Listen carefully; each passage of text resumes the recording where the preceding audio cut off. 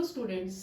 आज हम बात करेंगे the introduction of the alternating current chapter and basically we'll talk about the difference between transient currents and alternating currents. अभी तक हम लोग हमेशा DC that is direct current की बात करते आए हैं, जिसके अंदर सोर्स का पॉजिटिव टर्मिनल और नेगेटिव टर्मिनल फिक्स होता है। बट हम लोगों की नॉर्मल लाइफ में what we use is alternating current, या जिसे हम शॉर्ट में एसी बोलते हैं। अब एसी के केस में अब उसको एसी या ऑल्टरनेटिंग करंट क्यों बोला जाता है, बेसिकली उसका रीजन है कि उसके अंदर जो करंट आई होता है दैट इज ईदर साइन और cosine function of time. That is alternating current I को हम कैसे लिखते हैं, इस इक्वेशन में हम लिखते हैं आई नॉट साइन ओमेगा टी, या आई को हम लिखते हैं आई नॉट कॉस ओमेगा टी, जहाँ पे आई नॉट हम कहते हैं पीक वैल्यू ऑफ करंट है, और आई जो है वो current dependent upon time through this equation. जहां पर omega omega is called the angular frequency which is equal to 2 pi nu, nu is the linear frequency, और लीनियर फ्रीक्वेंसी को time period में हम क्या लिखते हैं 1 अपॉन टी, तो omega can be written as 2 pi by T. अब ये तो करंट है, अगर हम वोल्टेज की बात या ईएमएफ की बात करें तो ऑल्टरनेटिंग ईएमएफ हम कैसे लिखते हैं, उसकी इक्वेशन कैसे हो जाएगी, it is again time dependent, so E is equal to E naught sine omega T, या E is E naught cos omega T.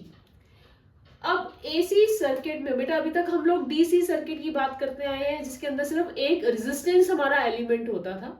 But alternating circuit में हमारे पास 3 एलिमेंट्स होते हैं, रेजिस्टेंस, इंडक्टेंस एंड कैपेसिटर। अब जो voltage across R that is resistance है, उसका हम फॉर्मूला क्या लिखते हैं, we all know it is V is equal to I R. पर जब मैं इंडक्टर L की बात करूंगी तो इंडक्टर L के क्रॉस हम वोल्टेज एब्जॉर्प्शन या वोल्टेज एमिशन क्या लिखते हैं, V is equal to L times D I by D T, where L is the value of the inductor, I is current dependent upon time. उसी तरह अगर हम कैपेसिटर, एक आइडियल कैपेसिटर C की बात करें तो उसके क्रॉस जो हम करंट की वैल्यू लिखते हैं वो कैसे लिखते हैं, C times D V by D T. ये फॉर्मूला कैसे आया, we all know that I is D Q by D T, charge upon time. अब कैपेसिटर के क्रॉस चार्ज Q क्या होता है, C इंटू वी, तो इसी को हम अगर यहाँ पे पुट करें तो ये इक्वेशन क्या बन जाएगी, C is constant not depend upon time, so we get I is equal to C times D V by D T. अब क्या ध्यान देने वाली बात है वो ये कि इन case of L and C, जैसे कि इंडक्टर की बात करें तो इंडक्टर सर्किट के अंदर वोल्टेज को कब इफेक्ट करेगा, जब current is time dependent, that is current is AC current.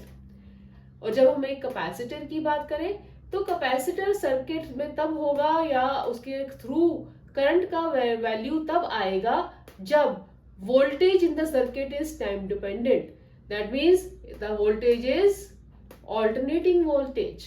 ठीक है, तो उसी सिचुएशन में हम ये लिख सकते हैं कि voltage and current must be time dependent in case of L and C to function, but in case of R हमारा ऐसा कोई कंस्ट्रेंट नहीं है।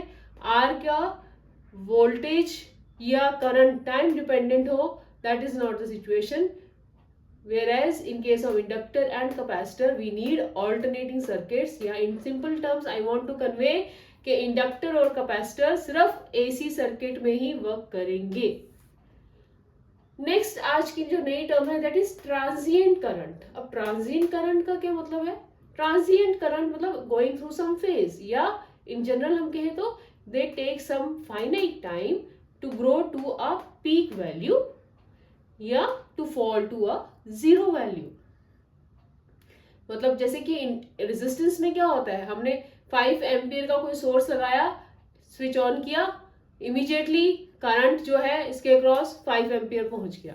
But in case of inductor और capacitor voltage and current are time dependent, so they will take certain time to reach to the maximum value, और या circuit को switch off करने पे to decrease to a zero value they will take some time. जहां पर भी circuits में L या C होगा, current takes some time to attain maximum value और zero value.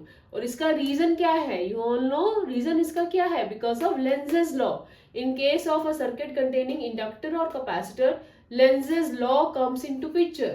Now what is Lenz's law? This is the homework you are going to do. Lenz's law का मतलब क्या होता है? Lenz's law, a big hint is कि जब जब हम Lenz's law की बात करते हैं, एक induced EMF या back EMF आ जाता है सर्किट में, और back EMF क्या करता है? हमेशा जो present EMF या करंट है उसको अपोज करता है. वही वजह है कि current takes some time to attain the maximum value या to become zero, some time is taken by current, and the reason being Lenz's law wherever the circuit contains L or C, that is the AC circuit. I hope you understand the main concept behind transient current and alternating currents. We'll meet in the next class. Thank you. Subscribe @ Kanwal Physics. Thank you.